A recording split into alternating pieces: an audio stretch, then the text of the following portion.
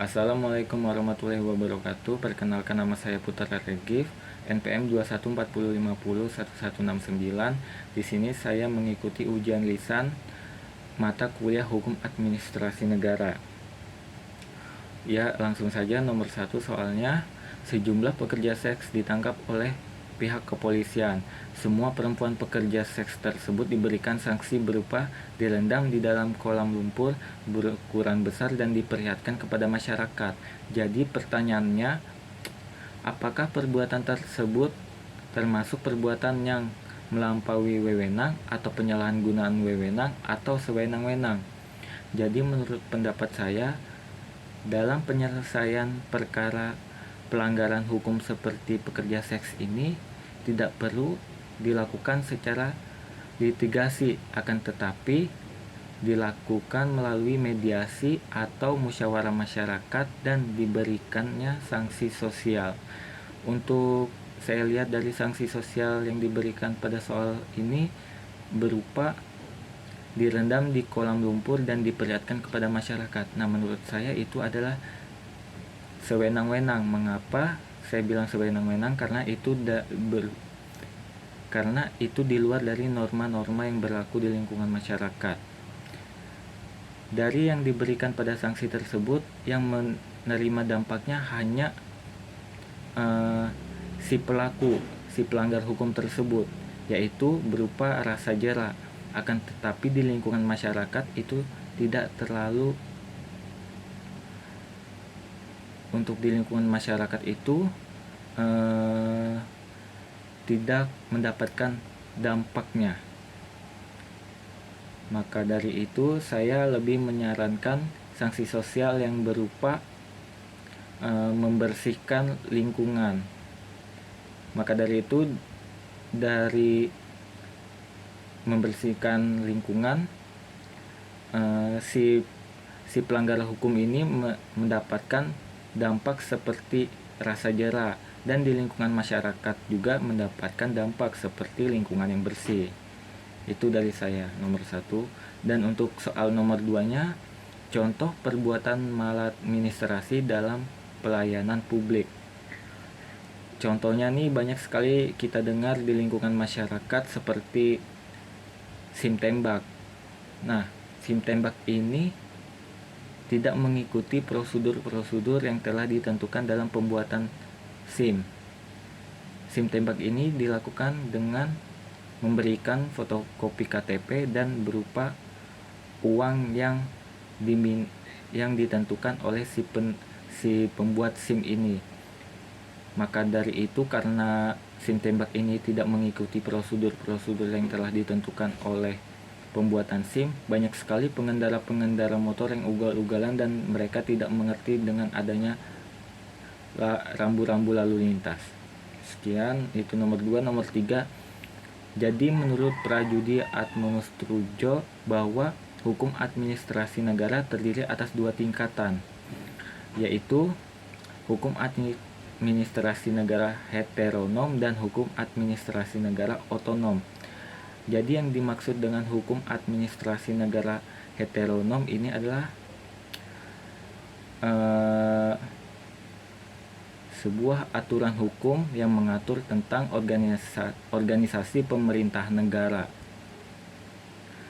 Contohnya tuh seperti Undang-Undang Dasar 1945. Untuk hukum administrasi otonom ini ialah hukum operasional yang ditentukan oleh pemerintah itu sendiri. Contohnya peraturan daerah, provinsi, daerah. Contohnya seperti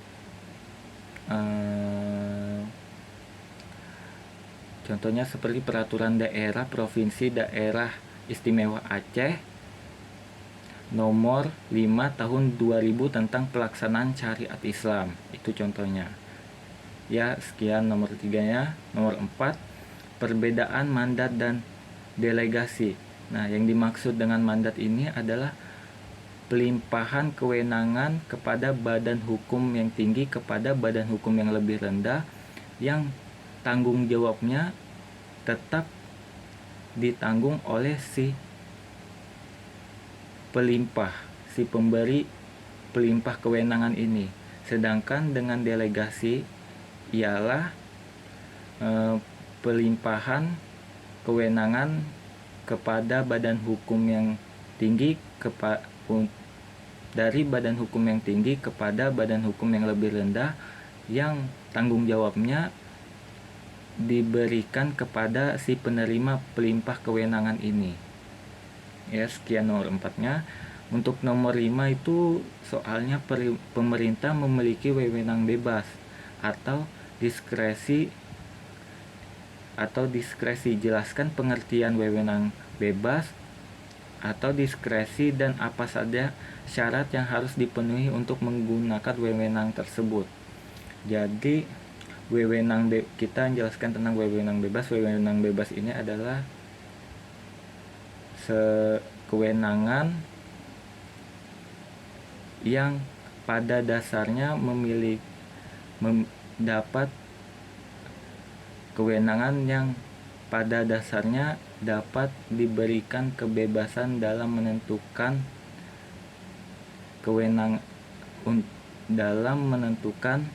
dalam memberikan kewenangannya. Untuk diskresi ini tidak didasarkan pada kebebasan, akan tetapi diskresi ini didasarkan pada hukum, iktikat baik, dan menetapkan dengan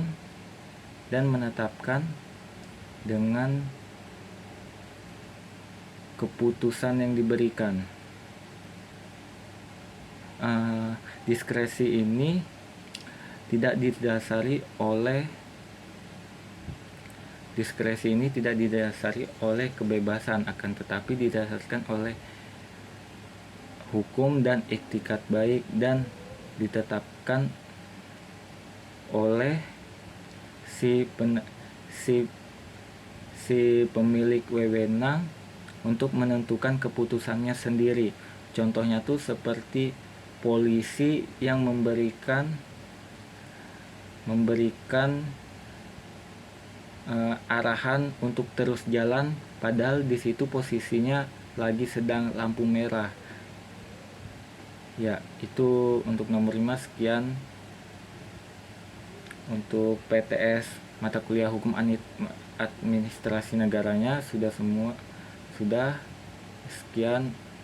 Wassalamualaikum warahmatullahi wabarakatuh.